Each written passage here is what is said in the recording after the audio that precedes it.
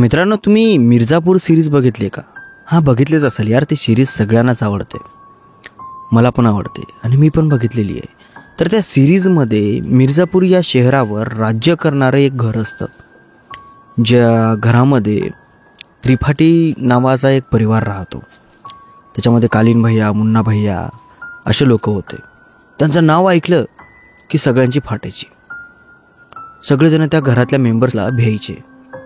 तर अशाच प्रकारे सेम टू सेम एक मोठं गाव असतं, शहर नाही म्हणता येणार, एक गाव जे की एखाद्या तालुक्यापेक्षा थोडं लहान असतं, पण त्याच्यामध्ये लोकसंख्या खूप जास्त असते. अशा टाईपचं एक गाव होतं. आणि त्या गावामध्ये एक असाच परिवार होता, जो की त्रिपाठीचा परिवार कसा असतो त्या मिर्झापूरमध्ये, त्या प्रकारचा त्या गावामध्ये तो परिवार असतो. आणि सेम तीच कंडिशन. पण तो जो परिवार आहे, तो परिवार इल्लिगल धंदे करत नाही, लिगलीच धंदे करतो. पण तो परिवार जास्त मोठा असल्यामुळं त्या गावामध्ये त्या परिवाराचा दबदबा होता. त्यांच्या विरोधात कुणीही बोलत नव्हतं. त्यांच्या मनामध्ये जे आलं ते करू शकत होते. आणि जे त्या गावामधले माणसं आहेत ना, ते का चू करत नव्हते त्यांच्यासमोर. इतका त्यांचा दबदबा होता. आणि त्या घरामध्ये सुद्धा एक मुलगा खूपच लाडका होता. जसं की मिर्झापूरमध्ये मुन्ना भैया, तसं तिथं सुद्धा होतं. पण त्याचं नाव विराज असं होतं. आता तो मुलगा त्या घरामधला इतका लाडका होता की खूपच हद्दीच्या पलीकडं त्या गावामधला एकही माणूस त्या मुलाला करून बोलत नसे. आणि जर कोणी बोललं तर तो परिवार त्या माणसाला जिवंत जाळायचे. इतका भयंकर तो मुलगा त्या घरातला लाडका होता. आता तो मुलगाही चांगला नव्हता, मुलगाही वाईटच होता, खराब. त्याच्या मनात आलं तर एखाद्या शेतकऱ्याची जे हे आहे, धान्य आहे वावरामधलं लावलेलं, ते सगळं काही तुडवून टाकायचा, त्याच्यामध्ये गाड्या फिरवायचा. त्याच्या मनात आलं तर एखाद्याच्या घरामध्ये जाऊन रात्रीला तो झोपी जायचा. त्याच्या मनामध्ये आलं तर एखाद्या घरामधल्या स्त्रीला जाऊन तो छेळायचा. म्हणजे त्याचं असं होतं की त्या गावामध्ये त्याने काही जरी केलं त्याला साला बोलणारच कोणी नव्हतं. किंग, त्या गावाचा किंग होता. अशा प्रकारचा तो मुलगा होता. आता यांची जी ही परंपरा आहे दादागिरीवाली, ती खूप जुन्या काळामधून यांची चालू होती आणि आत्ता पण तेवढीच कायम होती. यांच्या आजोबा पंजोबापासून त्या गावामध्ये यांचंच घर राज्य करायचं. जेव्हा लगेच जुना काळ होता राजा महाराजांचा, त्यावेळीसुद्धा यांच्याच परिवारामधलं कोणीतरी या गावावर राज्य करायचं. अशा प्रकारचं हे सगळं सर्कल चालू होतं, सायकल चालू होती. आता हे जे गावाचं सर्कल आहे, या सर्कलमध्ये एकदा अशी एक गोष्ट घडती, ती गोष्ट या परिवाराला पूर्णपणे मातीत घालते. A to Z, जराशी सुद्धा याला वरी राहू देत नाही. आखरीचा जो वंश म्हणतात ना त्याला, परिवार जे पुढं नेणारा माणूस आपल्या वंशाला, तो सुद्धा संपवतो. म्हणजे हा विराज नावाचा मुलगा, हा सगळ्यात लहान होता, हे सुद्धा संपतो. आणि गलती याचीच होती. आणि याची गलती लपवण्यासाठी जे त्याच्या पूर्ण फॅमिलीनं केलं होतं ना, तेच यांच्यावर भोवलं. आता मित्रांनो, निवांतपणे आपल्या स्टोरीला सुरुवात करूयात. आता 2-3 दिवस झाले स्टोऱ्या जरा लांब येत आहेत. कारण की माझं असं म्हणणं आहे, स्टोरी जर ऐकली तर आबडधोबड ऐकायची नाही. असं वाटलं पाहिजे की आपण एखादा पिक्चर बघतोय किंवा पिक्चर इमॅजिनेशन झाला पाहिजे. आणि अशा प्रकारच्या स्टोऱ्या आणण्याचा मी प्रयत्न करतो, जेणेकरून बाबा 30 मिनिटाच्या वर स्टोऱ्या असायला पाहिजे, आणि ज्या की आहेत आपल्या. आणि आजचीही मला वाटतं की 30 मिनिटाच्या वरच स्टोरी होईल. तर मंडळी, व्हिडिओ जर आवडला ना तर व्हिडिओला नक्की लाईक करत जावा. कारण की कसं आहे, तुमच्या एका लाईकनं मन इतकं खुश होतं ना की मनाला असं वाटतं की उद्या अजून यापेक्षा भारी स्टोरी आणावं आणि तुमच्या चरणावर ती ओतून टाकावं. पण काय करावं, तुम्ही स्टोऱ्या ऐकता, लाईक करत नाही, सबस्क्राईब करत नाही, मनात थोडंसं खचतं. आणि याच कारणामुळं काही दिवस मी मत स्टोऱ्या टाकणंसुद्धा बंद केल्या होत्या. रिस्पॉन्सच भेटत नाही पाहिजे तसा.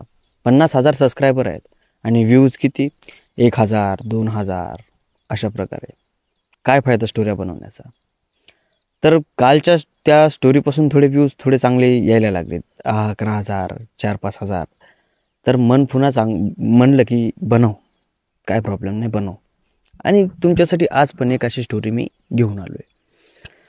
तर ते जे घर होतं, त्या घरामध्ये एक मोलकरीण होती, जी की 10 ते 12 वर्षापासून काम करायची. आणि तिचं नाव रेणुकाबाई असं होतं. त्या रेणुकाबाईची इज्जत त्या घरामध्ये प्रत्येक माणूस करायचा. मग तो लहान असो, मोठा असो किंवा बुजुर्ग असतो, बाई असो, मुली असो. टोटल त्या घरामधले जितके पण मेंबर्स आहेत ना, ते सगळे मेंबर्स त्या मोलकरणीची खूप इज्जत करायचे, जसं की ती परिवाराचा एक हिस्साच आहे. आणि त्या मोलकरणीच्या हाताखाली 2-4 नोकर होते, त्या घरामधले बाकीचं काम करणारे. ही फक्त त्यांना गाईड करायची, असं करा, इथं करा, ते करा, ते करा, नाही साहेबाला हे पसंत नाही, तुम्ही ही भाजी करा, असं तसं हे त्यांना सांगायची. अशा प्रकारचा तिचा रुटीन होता. आता तिच्या कामाची ड्युटी सकाळी 9 वाजता जायची, संध्याकाळी 5 वाजता घरी वापस यायची. आता तिला ते परिवार आपल्या फॅमिलीमधला मेंबर मानायचे, तर तिला पैशाला काही कमी करायची नाही. आणि ती त्याच पैशाच्या जोरावर आपल्या मुलीला शिकवण्यासाठी बाहेरगावी पाठवलं होतं. पण काही दिवसाच्या नंतर तिची मुलगी सुट्ट्या भेटल्या म्हणून गावामध्ये आली, गावामध्ये एन्जॉय करण्यासाठी. आणि तिची जी मुलगी होती ना, ती फार सुंदर होती. इतकी सुंदर की असं समजा त्या गावामध्ये तिच्या इतकं सुंदर कोणीच नाही, इतकी सुंदर ती मुलगी होती. तिला वडील नव्हते, वडील फार वर्ष अगोदरच वारले होते. त्यामुळे ही जी रेणुकाबाई आहे, हे तिथं काम करून जे काय पैसा भेटेल ती आपलं पोट जगायची आणि त्या पैशाने आपल्या मुलीला शिकवायची. पण तिला सुट्ट्या लागल्यामुळं ती हिच्याकडं आली. आता एका दिवशी रेणुकाबाईसोबत तिची मुलगी आणि रेणुकाबाई ह्या दोघी जणी त्या घरामध्ये गेल्या, की तिच्या मुलीला वाटलं आपली आई कसं काम करते, काय करते, बघावं एकदा जाऊन. आणि तिची आई सांगायची की मला त्या घरामध्ये खूप जास्त इज्जत आहे, मला कोणताच साहेब काहीच बोलत नाही, मला त्यांच्या परिवाराचा हिस्सा मानल्यासारखं मानतात आणि माझ्या हाताखाली 2-4 नोकर आहेत. आणि त्या घरच्यांनी मला सगळ्यांनी सांगितलेलं आहे की तुम्ही काही काम करायचं नाही रेणुकाबाई, तुम्ही फक्त यांना काम सांगायचं. असं म्हणल्याच्या नंतर रेणुकाबाईच्या मुलीला उत्सुकता फुटली की आपल्या आईचं काय मॅटर आहे आणि कसा तिचा त्या नोकरांवर दबदबा आहे तो बघावा जाऊन. दिसायला फार सुंदर अशी, म्हणजे त्या गावात तशी मुलगीच नाही हो, इतकी भयंकर ती मुलगी दिसायला होती. एका दिवशी मग ती रेणुका आणि तिची मुलगी त्या घरामध्ये गेले. तिथे गेल्याच्या नंतर दिवसभर राहिले. दिवसभर जो त्या घरामधला जो मुलगा आहे, जो मी तुला सुरुवातीला सांगितलं होता विराज नावाचा, तो घरामध्ये नव्हता, तो बाहेर होता त्याच्या मित्रांसोबत. आणि जे संध्याकाळचे 5 वाजले की ह्या दोघीजणी घराच्या बाहेर निघल्या आपल्या घराकडे जाण्यासाठी. आणि तेवढ्यात तो विराज आला. आल्याच्या नंतर पाहिलं, त्याचे डोळे फिरले, इतकी सुंदर मुलगी कोण आहे. त्याने रेणुकाबाईचे स्पर्शवंदना केली, पाया पडल्या, तसा संस्कार होता फार. आणि तिला विचारलं की ह्या कोण. रेणुकाबाई म्हणते ही माझी मुलगी, बाहेर शिकायला होती, सुट्ट्या लागल्या म्हणून आपल्या गावामध्ये आली बघण्यासाठी. मग तो विराज म्हणला असं, मग तुम्ही दाखवलं का नाही काही यांना. रेणुका म्हणते कुठं, कामातून रिकामपणाचं नाही आहे विराज भाऊ. विराज म्हणतो ठीक आहे चालतंय, मी उद्या यांना सगळं आपलं गाव फिरवतो, आपल्या गावातली शेतं वगैरे सगळे काही आहे ना ते सगळे फिरवतो मी यांना, टेन्शन घेऊ नका तुम्ही. असं म्हणल्याच्या नंतर रेणुका थोडीशी आखडली, कारण की रेणुकाला माहीत होतं जो विराज आहे ना तो थोडा व्यवस्थित नाही. आणि त्याने या अगोदर पण अनेक घरामध्ये जाऊन त्यांच्या मुलीशी थोडंसं गलत व्यवहार केला होता, चुकीचा वागला होता, कुणाच्या ओढण्या ओढून नेणं, कुणाला छळणं, म्हणजे अशा प्रकारचं विराज काम करायचा. आणि हे त्या रेणुकाबाईला माहीत होतं. आणि रेणुकाबाईला आता धडधड व्हायला लागलं. रेणुकाबाई होही म्हणू शकत नाही आणि नाही म्हणू शकत नाही. मग तेवढ्यात विराज म्हणतो तू तयार राहा, मी तुला उद्या सकाळी 8 वाजता नेण्यासाठी येतो. असं म्हणून विराज त्याच्या घरामध्ये गेला. रेणुका चुप्प होती, हो म्हणली नाही आणि नाहीही म्हणली नाही. ती आपल्या मुलीला घेऊन आपल्या घरी गेली. घरी गेल्याच्या नंतर तिची जी मुलगी आहे तिची मुलगी रेणुकाला म्हणू लागली की आई तो कोण होता आणि मला तो सकाळी 8 वाजता हिंडण्यासाठी घेऊन जातो म्हणलाय, तू काहीच म्हणली नाही, हो पण नाही आणि नाही पण नाही. मग रेणुका हळूवार बोलायला लागली, तो त्या घरचा सगळ्यात लाडका मुलगा आहे आणि तो म्हणजे खूप म्हणजे असा वाईट नाही म्हणता येणार पण थोडासा विचित्र आहे. त्याला जे आवडलं ना त्याला ते करावंच लागतं. आणि मला भीती वाटते की तू जर कदाचित त्याला आवडलीस आणि त्याने जर तुझ्यासोबत काही केलं तर मी काही करू शकणार नाही आणि तूही काही करू शकणार नाहीस. तर त्याची मुलगी म्हणली आई त्याच्या तोंडावरून तर तसं नाही वाटलं का, खूप चांगला मुलगा वाटला, बघू काय होते ते, टेन्शन नको घेऊ, मी माझी सुरक्षा करू शकते. असं म्हणून त्या दोघीजणी मस्त रिलॅक्स होतात. संध्याकाळी जेवण वगैरे करून झोपी जातात. सकाळच्या 8 वाजतात घरासमोर गाडी येऊन थांबते आणि गाडीचा हॉर्न वाजतो. रेणुकाला समजतं की हा विराज आलेला आहे म्हणून. रेणुका त्याच्या मुलीकडे बघते तिची मुलगी तिच्याकडे असं थोडंसं रिलॅक्सपणे मान हलवते आणि तिला रिलॅक्स राहा म्हणून असं खुणावते आणि तिची मुलगी विराजच्या गाडीकडं निघते. आता रेणुकाच्या मुलीचं नाव असतं वनिता. आपण वनिता म्हणूया, थोडंसं समजण्यासाठी सोपं जाईल. वनिता विराजपाशी जाते. मागं पुढं बघते तर कुणीच नसतो. विराज एकलाच त्याच्या गाडीमध्ये बसलेला असतो आणि ही इकडे तिकडे बघून त्याच्या गाडीमध्ये बसते. गाडीमध्ये बसल्याच्या नंतर विराज तिला म्हणतो की काय करता तुम्ही? ती म्हणते मी बाहेर गावी शिकायला आहे. म्हणजे हे जे छोटे छोटे प्रश्न आहेत ते सगळे छोटे छोटे प्रश्न विचारतो आणि गाडी स्टार्ट करत चालतो. आता गावामधले जे पण पॉईंट आहेत त्या सगळ्या पॉईंटवर तिला नेतो. तिला ते सगळं काही दाखवतो आणि तिच्यासोबत हसी मजाक एखाद्या मित्रासारखं कसं बोलतात त्या प्रकारे तो तिच्यासोबत राहायला लागतो आणि ती पण त्याच्यासोबत हळूहळू हसायला लागते, बोलायला लागते आणि एखाद्या मित्रासोबत कसं राहतात ना तशा प्रकारे ती वनिता सुद्धा त्याच्यासोबत बोलायला लागते. आता त्यांना फिरता फिरता फार वेळ झालेला असतो, दुपार झालेली असते. विराज तिला म्हणतो की चला आता आपण जेवण करूयात. वनिता म्हणते की चला घरी जाऊयात, घरी जाऊन जेवण करूयात. विराज म्हणतो छे आज तुम्ही आमचे पाहुणे आहात, अरे तुमच्यासाठी घरी काय खास भोज तुमच्यासाठी घेऊन येतो मी, म्हणजे तुम्हाला खाऊ घालतो, तुम्ही चला. विराज एका बाहेर म्हणजे त्या गावाच्या बाहेर एका शहरामध्ये जातो आणि पॉश हॉटेलमध्ये जातो. तिथं गेल्याच्या नंतर त्या हॉटेलचे जवळपास जे टेबल असतात ना बसणारे ते सगळे टेबल विराज बुक करतो. त्यांना उठवतो तिथून, एकालाही टेबलावर बसू देत नाही. ही आणि हा विराज हे दोघं जण एका टेबलावर बसतात. जेवणाची थाळी आणतात. जेवणामध्ये असं समजा की 5 पक्वान सगळं काही टोटल ज्याच्यामध्ये जे म्हणलं ते त्याच्यामध्ये. विराज आणि वनिता दोघं जण आरामशीर जेवतात. वनिताच्या मनाला आता कम्फर्टेबल व्हायला लागलं. तिला वाटलं की विराज हा खूप चांगला मुलगा आहे आणि हा आपल्यासोबत तसं काहीच करणार नाही. जेवण वगैरे झाल्याच्या नंतर दोघेही जण परत घरी येतात. घरी आल्याच्या नंतर हिला घरी सोडतो विराज आणि हा याच्या घरी चालला जातो. आता हा डायरेक्ट घरी जात नाही. संध्याकाळच्या 5 वाजेपर्यंत हा घरी जात नाही, बाहेर टवाळक्या वगैरे करत असतो. तर संध्याकाळच्या 5 वाजता रेणुकाबाईची सुट्टी होते. विराज त्याच वेळेला घरी जातो. घरी गेल्याच्या नंतर विराज त्याच्या कारमधून उतरताना हा एकला पाहतो. रेणुकाबाईचं काळीच धडधडायला लागतं. तिला वाटतं की माझ्या मुलीला कुठं सोडले, माझ्या मुलीसोबत यांना काही केलं तर नाही ना, म्हणजे तिला भीती वाटायला लागली. विराज हसत हसत रेणुकाबाईकडे येतो. तिला म्हणतो काय बाई, काय मुलगी आहे तुमची खतरनाक हो. आई शपथ तशी मुलगी ना मी आजपर्यंत पाहिलीच नाही.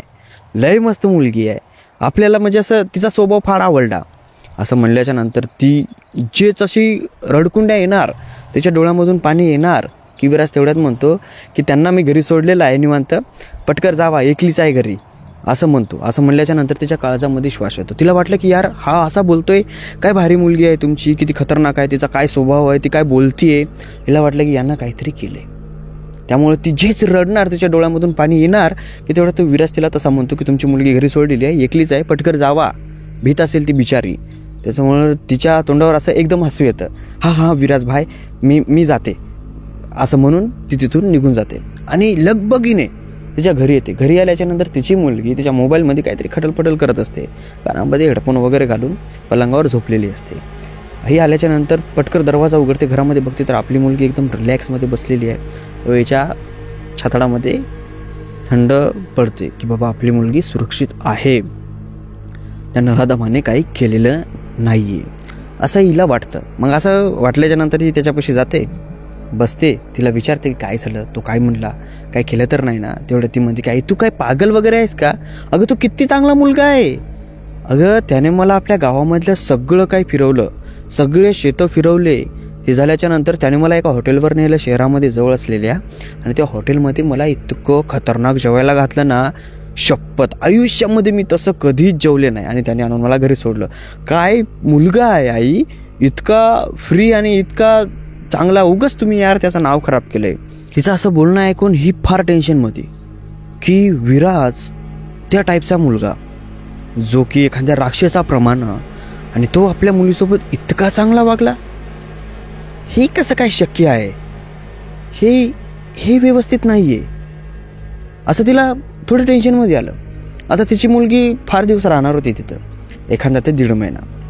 आता त्या वनिताचं आणि विराजचं बोलणं भेटणं हे रेग्युलरी चालू होतं.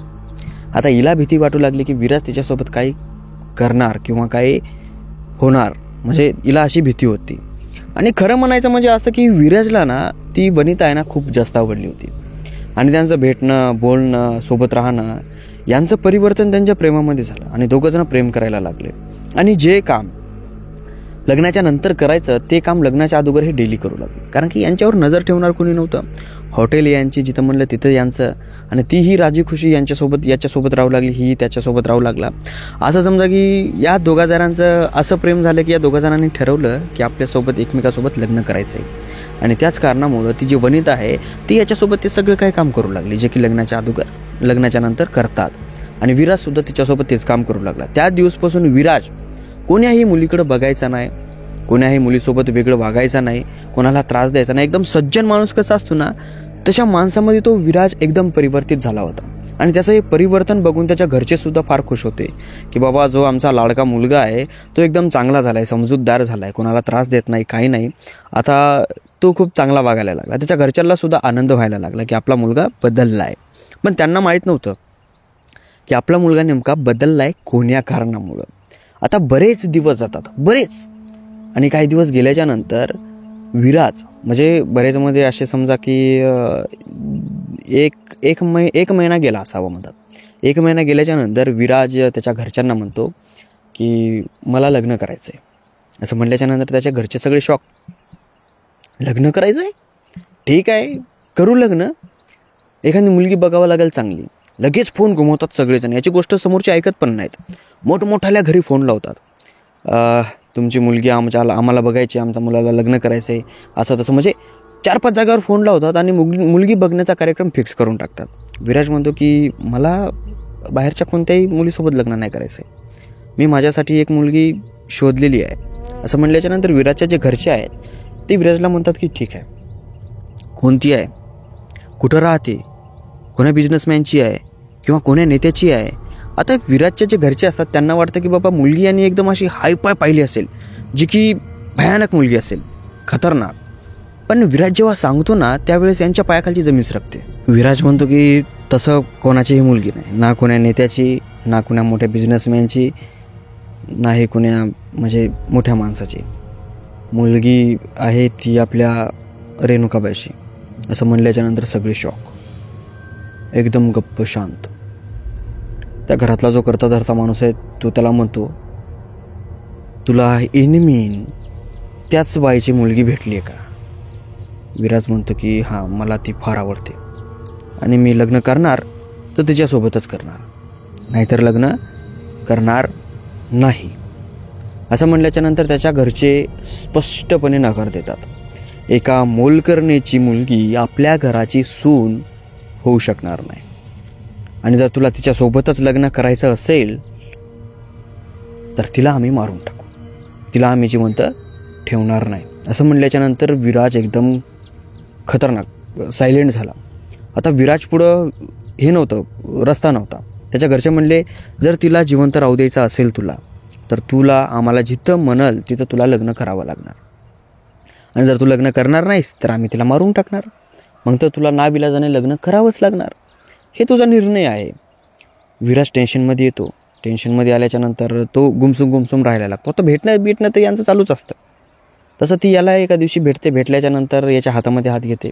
याला म्हणते की मला जायचं, माझ्या सुट्ट्या संपत आहेत, एकदा मी माझी परीक्षा क्लिअर करते आणि येते, मग आपण दोघंजण एकत्र राहूयात, पहिले मला माझी परीक्षा द्यावं लागेल. विराज म्हणतो की हां ते सगळं ठीक आहे, पण एक अडचण आहे. ती मुलगी म्हणते की काय अडचण आहे?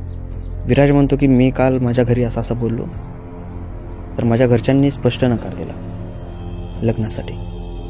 आता काय करायचं आपण?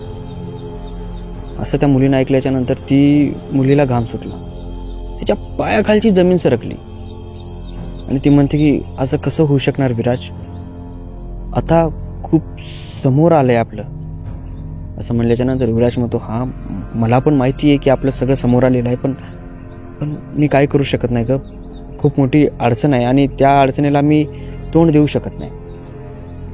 ती म्हणते की विराज यार, मला ना जगायचं तर तुझ्यासोबत, मरायचं तरी तुझ्यासोबत, मला तुझ्याशिवाय दुसऱ्या कोणासोबतच जगायचं नाही. मी तुला नंतर सांगणार होते, पण मला असं वाटतं की आता सांगायला पाहिजे. विराज म्हणतो की काय? वनिता म्हणते की मी प्रेग्नेंट आहे. विराज म्हणतो की काय, प्रेग्नेंट आहेस तू? असं म्हणल्याच्या नंतर विराज खुश होतो. विराजला वाटलं की आता माझ्या घरच्यांना जर सांगितलं मी की ही माझ्यामुळं प्रेग्नेंट आहे, तर घरचे नाविलाजानं हिच्यासोबत माझं लग्न लावून देते. विराज तिला मिठी मारतो. मिठी मारल्याच्या नंतर तिच्या पोटावर किस करतो आणि तिला म्हणतो की वनिता, ही तर खूप चांगली गोष्ट आहे. आपण असं जर माझ्या घरच्यांना सांगितलं तर कदाचित माझ्या घरचे मानतील. चाल लवकर. तिला गाडीमध्ये बसवतो, हाताला पकडून घरी नेतो, घरापुढे उतरवतो आणि हाताला धरून घरामध्ये नेतो. आता ते जे विराजचे वडील असतात ते एकदम रागीट स्वभावाचे असतात आणि रागाने विराजकडे बघत असतात की याने हिला घरात आणलं का. त्यांच्या मनामध्ये शंका थोडी वेगळी असते. त्यांना असं वाटतं की याने काय लग्न बिग्न करून आलंय का काय. पण विराज त्यांच्यासमोर म्हणतो की बाबा, मला दुसरीकडे लग्न करायला नाही जमणार, कारण की माझं बाळ हिच्या पोटामध्ये आहे. असं म्हणल्याच्या नंतर सगळे सायलेंट होतात. एकही शब्द बोलत नाहीत. विराज म्हणतो की हिला माझ्यासोबत लग्न करावंच लागणार. त्याचा बाबा म्हणतो ठीक आहे. असं म्हणल्याच्या नंतर विराज तिला आपल्या गाडीमध्ये बसवतो, तिच्या कपाळावर एक चुंबन घेतो. तिला म्हणतो की बघ, मी म्हणलं होतं ना आपले बाबा तयार होतील म्हणून. तू मला पहिलं का नाही सांगितलंस? सुरुवातीलाच मी यांना म्हणवलं असतं. ठीक आहे, तू जा घरी राहा आणि लवकरच मी लग्न कधी करायचं ते विचारतो घरच्यांना आणि आपण लग्न करूयात. मग तुला काय शिकायचं ते तू शिक, पहिले लग्न करून घेऊयात. असं म्हणून विराज तिला तिच्या घरी नेतो, घरी सोडतो. घरी सोडल्याच्या नंतर तिची आई कन्फ्यूज की ही विराजसोबत गेली आहे, फिरतीये. तिच्या बी डोक्यामध्ये येतं ना की काय समोरचं पाऊल तर नाही उचलत. त्यावेळेस तिची वनिता आहे, ती वनिता रेणुकाबाईला सगळं सांगते आणि तिच्या पायाखालून सगळी जमीन सरकते. ती म्हणते की असं नव्हतं करायला पाहिजे, तो हे खूप चुकीचं आहे. वनिता म्हणते अगं आई, माझी मर्जी आहे आणि मी आणि विराज एकमेकावर प्रेम करतो आणि आम्ही दोघं लग्न सुद्धा करणार आहे आणि त्याच्या घरचे मानले सुद्धा आमच्या दोघांचं लग्न करण्यासाठी. खुश आहोत आम्ही सगळे. तिचं असं बोलणं ऐकल्याच्या नंतर रेणुकाबाई म्हणते की नाही, हे होऊ शकत नाही. तू आत्ताच्या आत्ता इथून निघल्या जा. वनिता म्हणते आई, तू पागल झालीस का? माझ्या पोटात विराजचं लेकरू आहे. ती म्हणते की काय गरज नाही आपल्याला, आपण ते लेकरू पाडून टाकू, पण तू इथून निघून जा पहिले. वनिता आणि रेणुकाबाईचं भांडण होतं, तंडण होतं. वनिता तिला म्हणजे रेणुकाबाई वनिताला तिथून काढून देण्याच्या मार्गावर राहते, पण रेणुका काय तिथून निघण्याच्या मार्गावर नसते. तेवढ्यात त्यांच्या घरासमोर एक गाडी राहते, उभी येते आणि हॉर्न वाजतो. रेणुकाबाई बाहेर येते, बघते तर त्या गाडीमध्ये त्या फॅमिलीचे, विराजच्या फॅमिलीचे काही माणसं असतात आणि 1-2 लेडीज असतात. ते माणसं त्या रेणुकाबाईला म्हणतात की वनिताला बोलवा, वनिताला घेऊन जायचे. हिला माहीत असतं की आत्ता काय होणार आहे, पण वनिता रेणुकाबाईला न बोलता, म्हणजे आता नेमकं त्यांचं भांडण झालं होतं त्यामुळं न बोलता वनिता त्यांच्या गाडीमध्ये जाऊन बसते आणि ती गाडी तिथून निघून जाते. निघून गेल्याच्या नंतर वनिता 1 दिवस येत नाही, 2 दिवस येत नाही. रेणुकाबाई त्यांच्या घरामध्ये जाते, काम करते, इकडे तिकडे बघते वनिता कुठं दिसते का. वनिता तिला दिसत नाही. रेणुकाबाईला समजतं की आता आपली वनिता गेलेली आहे म्हणून आणि ती काय वापस येणार नाही म्हणून ही रडत रडत राहते. आणि ही करूही काय शकणार आहे, काही करू शकत नव्हती. किती जरी हातपाय आपटले तरी हिच्या अवस्था काहीही होत नव्हतं. त्यामुळे रेणुकाबाई 2 दिवस झाले रडत पडत आपले कामं करायची आणि आपल्या घरी यायची. आता जो विराज आहे तो वाट बघू लागला की अजून कशी आली नाही, अजून कशी आली नाही. म्हणजे तिचा फोनही आला नाही, SMS आला नाही आणि काहीच नाही. विराजने कंटाळून वनिताच्या घरी जाण्याचं ठरवलं. आपली गाडी घेऊन वनिताच्या घरी गेला. घरी गेल्याच्या नंतर तिच्या आईला विचारलं की रेणुकाबाई, वनिता कुठे आहे, वनिता दिसत नाही आहे. रेणुका म्हणते की माझ्या मुलीला तुमच्या घरच्यांनी घेऊन गेले. असं म्हणल्याच्या नंतर विराजच्या डोकं सुन्न झालं. तो एकदम सायलेंट झाला. त्याला काही समजत नाही काय करावं आणि काय नाही. तो गाडीमध्ये पटकर बसला, आपल्या घरी गेला. घरी गेल्याच्या नंतर वडिलांसमोर गेला. वडिलांसमोर तिथं जाऊन आक्रोश करायला लागला, माझी वनिता कुठं आहे, मला वनिता पाहिजे, मला वनिता कुठं आहे ते सांगा, सांगा म्हणजे सांगा. म्हणजे तिथं भांडणं करायला लागला, चिडचिड करायला लागला, इकडं तिकडं सगळा पसारा आपटायला लागला. त्याचे वडील फक्त त्याच्याकडे बघतायत आणि अखेरकार त्याचे वडील त्याला बोलतायत, ती मुलगी तुझ्या लायकीची नव्हती आणि जर तुला त्या मुलीला भेटायचंच असेल, तिला सोडायचंच नसेल तर मागं आडामध्ये जाऊन बघ, तुझी वाट बघत असेल ती, जा. आखरीच्या वेळेला ती तुलाच हाक मारत होती जेव्हा आम्ही तिथं होतो ना त्यावेळेस. असं म्हणल्याच्या नंतर विराज धडपडत वाड्याच्या पाठीमागं जातो. आडामध्ये डोकावून बघतो तर जे आडाचं जे लोखंडाचे ते असतं ना पाणी काढायचं, त्याला एक दोरी बांधलेली आहे आणि त्या वनिताला गळफास देऊन ते आडामध्ये लोंबकावलेलं आहे. वनिताचा मृतदेह तिथं त्या आडामध्ये लोंबकळत होतं त्या दोरीला. विराज त्या मृतदेहाला बघून जोरात किंकाळी फोडतो आणि तिथं खाली त्या आडाच्या भीतीला जाऊन बसतो. त्याची किंकाळी ऐकून जी रेणुकाबाई आहे ती सुद्धा घराच्या बाहेर येते आणि मदत बघते तर तिची मुलगी त्या आडामध्ये त्या दोरीला गळफास लावून लटकलेली आहे. ती सुद्धा बसते तिथं रडते. तेवढ्यात तिचे वडील येतात. वडील आल्याच्या नंतर विराजला म्हणतात की विराज तू तुझी अवकात विसरलास का रे? हिची अवकात कुठं, तुझी अवकात कुठं? आणि ज्या घरचे त्या वनिताला बाईला म्हणतात, आपल्या त्या रेणुकाबाईला म्हणतात, तुम्हाला आम्ही घरचा मेंबर काय मानले, तुम्ही आमच्या घरामध्ये घुसण्याचा प्रयत्न केलात. थोडंसं आपल्याकडं बघायचं, आमच्याकडं बघायचं, नंतर नाते जोडण्याचा प्रयत्न करायचा. आजपासून तुम्ही आमच्या घरामध्ये येणार नाहीत, तुमचा आमचा संबंध तुटला. असं म्हणल्याच्या नंतर ती रेणुकाबाई तिथून निघून जाते. तिला बाहेर काढून टाकतात. ती आपल्या घरी येते. 2 दिवस एकसारखी सलग रडत राहते. ती बिचारी खात नाही, पित नाही, काहीच नाही. आणि हा इकडे विराजसुद्धा लढत असतो, पडत असतो त्याच्या रूममध्ये. म्हणजे तो पण बाहेर निघत नाही. त्याला कोणतीही इच्छा राहत नाही बाहेर हिंडावं. म्हणजे तो एकदम तुटून गेलेला असतो. त्याला आयुष्यामध्ये पहिली वेळेस कोणावर तरी प्रेम झालं आणि तो त्याच्यासोबत मरेपर्यंत साथ निभवण्याचा निर्णय घेतला होता त्याने. पण आता ते सगळं तुटून गेलं होतं. विराज पूर्णपणे रडू लागला, जेवण करून होता लागला. एखाद्या अशा मुलीसारखा की एखादी बेबस मुलगी कशी असते तशा प्रकारे तो तिथं राहू लागला, रडू लागला. म्हणजे त्याला काही समजतच नव्हतं. आणि परिवाराने सुद्धा असं ठरवलं होतं की लढून किती वेळ रडणार आहे. 1 दिवस, 2 दिवस, 3 दिवस, 8 दिवस, 15 दिवस, महिनाभर, नंतर तर हा गप्पच राहील. त्यांच्या फॅमिलीला माहीत होतं. पण अचानक 1 महिन्याच्या नंतर त्या फॅमिलीमधले जे मेंबर्स आहेत ना, ते सगळे मेंबर्स हळूहळू 8-8 दिवसाच्या गॅपनं एक करून त्या विहिरीमध्ये गळफास घेऊन मरू लागले. त्या फॅमिलीमध्ये कमीत कमी 8 मेंबर असावेत. आणि त्यांच्या बायका वगैरे, लेकरं वगैरे, सगळे लहान लेकरापासून मोठ्या माणसांपर्यंत 8-8 दिवसाच्या गॅपने त्या विहिरीमध्ये मरू लागले. आता असं व्हायलंय काही यांना कळत नव्हतं. त्या फॅमिलीमध्ये 7-8 जण तर त्या विहिरीमध्ये मेले होते. पूर्ण फॅमिली चेक, सुनसान.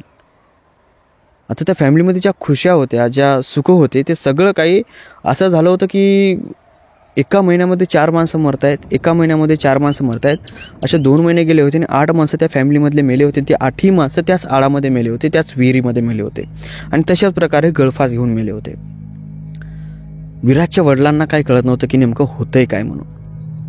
विराजचे वडील एका महाराजाला बोलवत आहेत की आमच्या घरामध्ये अशी प्रॉब्लेम होते, प्लीज येऊन तुम्ही एकदा बघा. महाराज येतात, पूजा वगैरे करतात, त्या घराची जे काही आहे ते सगळं काही चेक करतात. आणि महाराज म्हणतात की तुमच्या या घरावर कुणीतरी ब्लॅक मॅजिक केलेली आहे, करणी केलेली आहे. आणि त्याच करणीमुळं तुमच्या फॅमिलीमधले लोक मरत आहेत. आणि ही करणी इतकी स्ट्रॉंग आहे, ही शक्ती इतकी स्ट्रॉंग आहे, जोपर्यंत या फॅमिलीमधला जो शेवटचा माणूस आहे ना तो मरणार नाही, तोपर्यंत या फॅमिलीमधले माणसं मरतच राहणार. जेव्हा एकदा का शेवटचा माणूस मेला, म्हणजे तुमच्या फॅमिलीमधला शेवटचा माणूस मेला, त्यावेळेस या घरावरची जी करणी आहे, जी ब्लॅक मॅजिक आहे, ते निघून जाईल. आणि ही ब्लॅक मॅजिक एवढी पॉवरफुल आहे, तुम्ही कितीही प्रयत्न करा, कोणत्याही देवाची आराधना करा, कोणतीही पूजा करा, ही ब्लॅक मॅजिक इथून जाणार नाही.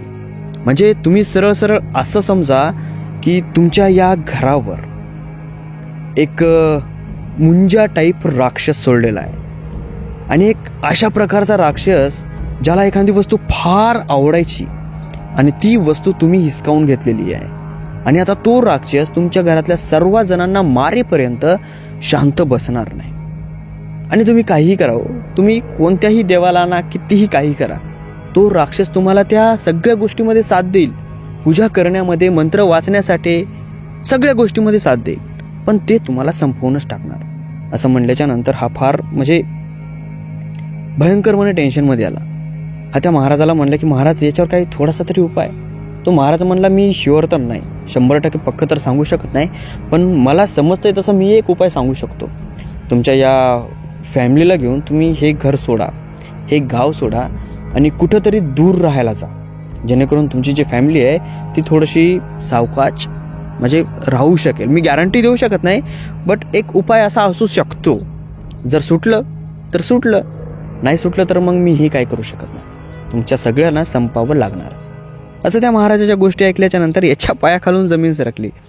याच्या डोक्यामध्ये घुमू लागलं की नेमकं हे मॅटर कशामुळे होत आहे म्हणून. आता हा जो आहे हा म्हणजे इतका म्हणजे याला हा डोकेबाज खूप होता विराजचा बाप. याला वाटलं की हे सगळं कोण करू शकणार आहे. विराज तर आपल्या घरामध्ये आहे, दुसरं कोणी करायची हिंमत नाही. आपण ज्या मुलीला संपवले ती मुलगी आहे रेणुकाबाईची आणि हे सगळं रेणुकाबाईच करू शकेल असं यांना वाटलं होतं. मग हे आपल्या घरामधून सुरुवातीला रेणुकाबाईच्या घरी गेले. घरी गेल्याच्या नंतर रेणुकाबाई चहा पित होते आपल्या पलंगावर बसून मस्त फर्स्ट क्लासपैकी. हा जसा घरामध्ये आला तसे रेणुकाबाई हसायला लागली जोरजोऱ्यामध्ये आणि याला बोलायला लागली, काय बरं आहे का, कसं वाटतं जेव्हा स्वतःच्या घरातली माणसं मरतात तेव्हा कसं वाटतं, पोटची लेकरं मरतात तेव्हा कसं वाटतं, चांगलं वाटतं ना, मला किती त्रास झाला असेल. असं म्हणल्याच्या नंतर तो विराजच्या वडील रेणुकाबाईला म्हणतो की रेणुकाबाई तुम्ही काय केले प्लीज सांगा, मी तुमची माफी मागतो पण असं काही करू नका प्लीज, तुमच्या पाया पडतो मी. अहो माझा पूर्ण परिवार संपत आहे. हो तुमची एकच मुलगी केलेली आहे पण माझा पूर्ण परिवार संपत आहे. मी त्या बदल्यात ना तुम्ही जितकी म्हणसाल तेवढी जायदाद देतो तुम्हाला, धन दौलत घरं, माझं घरसुद्धा तुमच्या नावावर करतो. रेणुकाबाई तिला म्हणते नाही नाही असं नाही होऊ शकत. तुम्ही म्हणलात की एकच मुलगी गेली आणि तुमचा परिवार जातोय. माझ्या परिवारामध्ये माझी ती एकच होती, तीच माझा पूर्ण परिवार होता आणि तुम्ही माझ्या मुलीसोबत तसं केलं हे बरोबर नाही. अहो मी माझ्या मुलीला नेलं असतं, तिला समजावलं असतं, मारलं असतं, थोडंसं केलं असतं पण तुमच्या मुलासोबत लग्न करू दिलं नसतं. पण तुम्ही माझ्या मुलीचं आयुष्य हिसकावून घेतलं. तिचा काय गुन्हा होता. तुमच्या मुलानंच तिला प्रेमामध्ये फसवलं ना. तुमच्या मुलाचं तिच्या पोटामध्ये लेकरू होतं ना, तरी सुद्धा मी माझ्या मुलीला नाही म्हणू लागले. पण ती बिचारी इतकी भोळी होती की तिला वाटलं की बाबा ज्या माणसाचं लेकरू पोटामध्ये त्याच माणसासोबत आयुष्य काढणं खूप चांगली गोष्ट आहे. तिला काय माहीत तुम्ही सगळे राक्षस आहात म्हणून. आणि माझ्या फॅमिलीमध्ये ना ती एकच होती आणि मी थांबणार नाही आणि मीही काही करू शकणार नाही. आता तर झालं सगळं, जे व्हायचं ते झालं आणि आता संपलं सगळं. असं म्हणल्याच्या नंतर विराजच्या बापाचा जो रागाचा पारा आहे तो फार चढला. आपल्या जवळ असलेला चाकू काढतो आणि त्या रेणुकाबाईच्या गळ्यावर जोरदार वार करतो. 2-4 वार, cut cut cut cut cut cut cut cut ती मरेपर्यंत. तिचं सगळं घर रक्तानं माखलं जातं आणि तिथून बाहेर येतो. बाहेर आल्याच्या नंतर समोर एक अशी टाकी असते, त्या टाकीमध्ये तो चाकू धुत असतो. ते मानमध्ये वार केलेले असतात ना, ती परत उठते, पलंगावर बसते आणि तो जसा निघणार की त्याला मागून हाक मारते, साहेब तुम्ही जरी मला मारलं ना तरी तुम्ही सगळे मरणार, हे काही थांबणार नाही. जोपर्यंत तुम्ही सगळे मरणार नाही तोपर्यंत थांबणार नाही. आणि तसंही माझ्या आयुष्यातलं तुम्ही सगळे हिसकावून घेतले आणि मला मारलं काय आणि जिवंत ठेवलं काय, मी तशीही मेलेलीच होते. आता मात्र तुम्ही सगळे मरणार.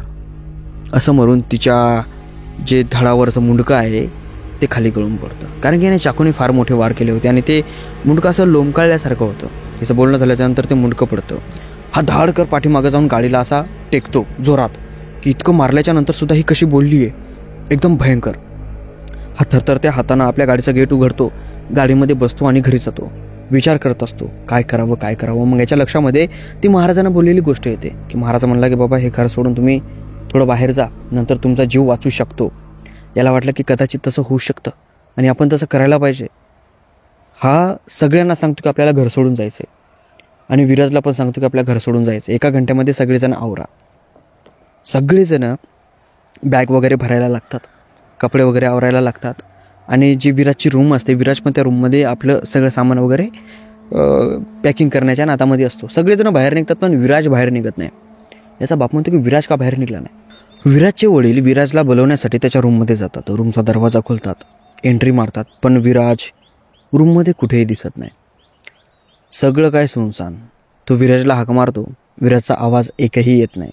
विराजची जी बॅग आहे ती अर्धवट भरून त्या पलंगावर पडलेली असते.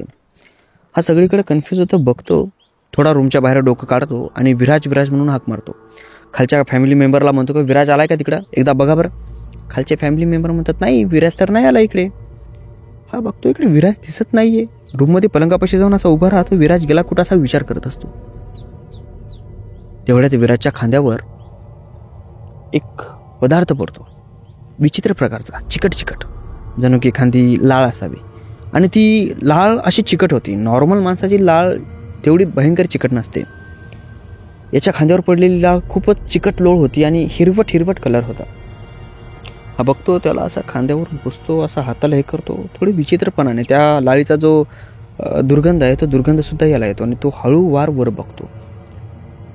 तर याचा जो विराज असतो ना तो छताला लटकलेला असतो उलटा.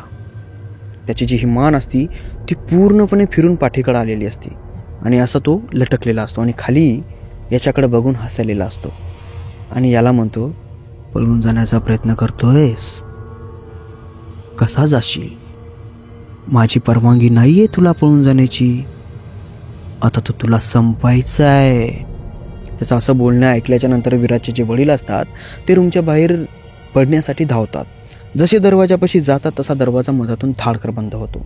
विराजचे वडील दरवाजाच्या आतून धाड धाड धाड धाड धाड दरवाजा वाजवतो, उघडण्याचा प्रयत्न करतो. जे खाली त्याचे फॅमिली मेंबर असतात ते सगळेजण पळत पळत विराजच्या रूमच्या समोर येऊन उभे राहतात.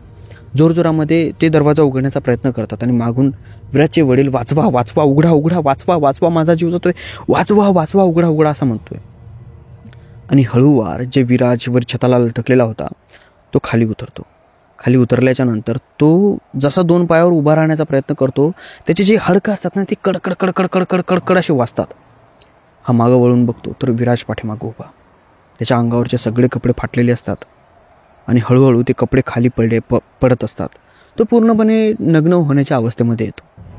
विराज हा पूर्णपणे नग्न होतो काही वेळातच आणि तो हळूहळू याच्याकडे येत असतो. तो जसा एखादा पाऊल उचलतो तसे त्याच्या पायामधले हाडकं वाजतात कडकड कडकड कडकड कडकड अशा प्रकारे. आणि एकदम विराजच्या वडिलाजवळ येऊन तो विराज थांबतो. चेहऱ्यामध्ये त्यांच्या फक्त 1 इंचाचं अंतर असतं. विराज आपल्या तोंडामधली लांब सटक जीभ बाहेर काढतो आणि त्याच्या वडिलांच्या चेहऱ्यावर सगळी करून फिरवतो. आणि बघता बघता विराज त्याच्या दोन्ही खांद्याला पकडतो आणि त्याचं मुंडकं एखाद्या शेंगदाण्यासारखं खातात ना तसं कचकन पकडतो आणि खातो. तोडतो एखाद्या जनावरासारखं कचकर. त्याच्या धडामधून मुंडक्यामधून अशा रक्ताच्या चिरकांड्या बाहेर पडतात आणि ते रक्त त्या दरवाजाच्या शेजारी खाली पडतं. पण त्याच्यानंतर जे दरवाजाची सांद असते ना त्या सांदीमधून विराजच्या वडिलाचं रक्त बाहेर येत असं वगळ. ते बाहेर आल्याच्या नंतर त्या फॅमिलीमधले जे कुटुंब आहेत ते पाहतात. पाहिल्याच्या नंतर जोरात ओरडतात आणि घराच्या बाहेर पळण्यासाठी निघतात. तसं तो घराचा मोठा दरवाजा असतो तो बंद होतो आणि विराजाच्या रूममधून बाहेर येतो. एकदम नराधम राक्षस, भयंकर मोठमोठाले दातं, हिरवेगार डोळे, त्याच्या तोंडामधून लाळ गळतीये, अवतीभोवती सगळ्या माशा गुरगुंतायत. इतका भयंकर तो राक्षस. आणि जी विराजची हाईट होती ना अशी एवढी एवढी ती कितीतरी मोठी झाली होती. अशा प्रकारे तो राक्षस आला आणि तो बघता बघता त्या फॅमिलीमधल्या प्रत्येक मेंबरला तोडू तोडू एखाद्या कुत्र्यासारखा इकडे तिकडे फेकू लागला. सगळ्या घरानं कोणाचा पाय इकडे फेकतोय, कोणाची हात इकडे फेकतोय, कोणाचा मुंडकं इकडे फेकतोय. सगळ्या टोटल घरानं जितके पण त्याचे फॅमिली मेंबर आहेत ते सगळ्या फॅमिली मेंबरला तो मारतो. सगळ्यांना प्रत्येक फॅमिली मेंबरचे असे तुकडे करतो ते तुकडे मेळ पण लागणार नाही की कोणता कोणत्याचा आहे म्हणून.